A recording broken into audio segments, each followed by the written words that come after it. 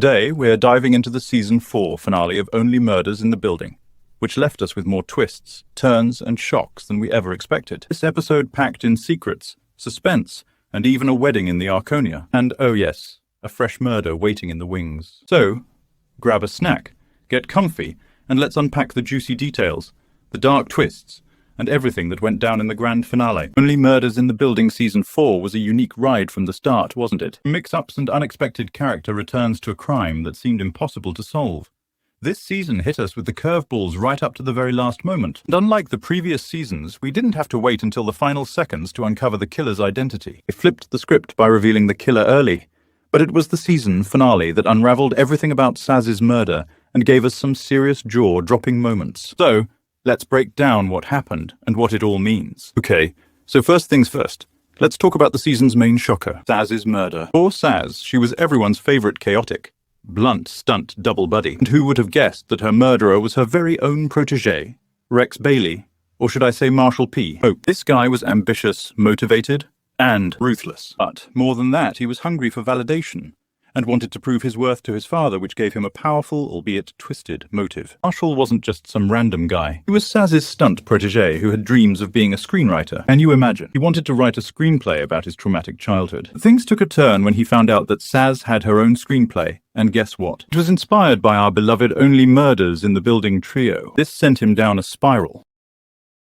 Why should she, a stunt professional, get to be the geniuses while he's been struggling his whole life? And just like that, jealousy took over. Instead of supporting Sazz's work, he stole her script, slapped his name on it, and sent it out to studios. He even fooled Paramount's Bev Mellon. That's next-level betrayal. Now here's where things get dark. Sazz wasn't clueless. She found out what Marshall had done and let him know she'd expose him. She was going to tell Charles after his Broadway debut, but Marshall couldn't risk it. He was already riding high on his stolen success, and he wasn't going to let Sazz ruin it. So, he decided to take matters into his own hands and do the unthinkable. Marshall booked himself a spot in the Dudenoff apartment, an empty place he'd remembered from Sazz's first script draft. And in a chilling, cold-blooded moment, he lined up his shot. But get this, he hesitated. He actually had this inner dialogue where he told himself, "You're not a killer, you're a writer." But the darkness inside him won out, and he pulled the trigger, killing Sazz in an attempt to secure his place as a so-called writer. One of the wildest parts, Marshall pulled off this whole operation by himself. This isn't some elaborate heist or multi-part plan. It was a lone man job. Remember that infamous boot print on the window ledge? That was all him,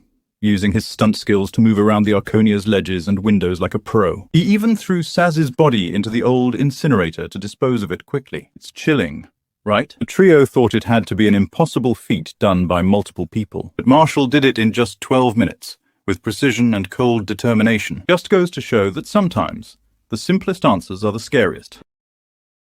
As the trio closes in on Marshall, Mabel takes the lead, confronting him about the stolen script. And right on cue, Marshall threatens her, hinting that he'd do to her what he did to Sazz. But Mabel's quick-witted, she manages to buy herself time by saying she'll help make his script even better. Meanwhile, Charles and Oliver hatch a classic Only Murders rescue plan. They merengue their way across the window ledge from Vince's apartment. Picture it. Charles and Oliver trying to stay quiet while crossing ledges, all to save Mabel. It's funny, it's tense, and it's such a classic Only Murders moment. And just when you think Marshall might get away, there's a twist. He gets taken down.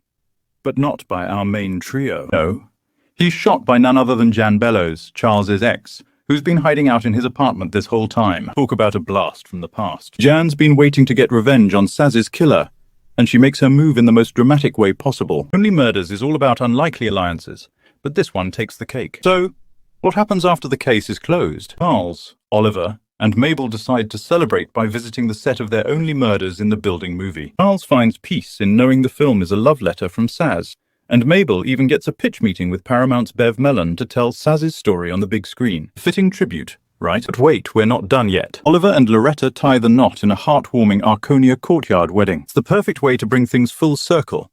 But as Only Murders has taught us, peace is always short-lived in the Arconia. The season ends with a new case, as the trio stumbles upon yet another murder in the building. This time, it's the beloved doorman Lester, lying dead in the courtyard fountain.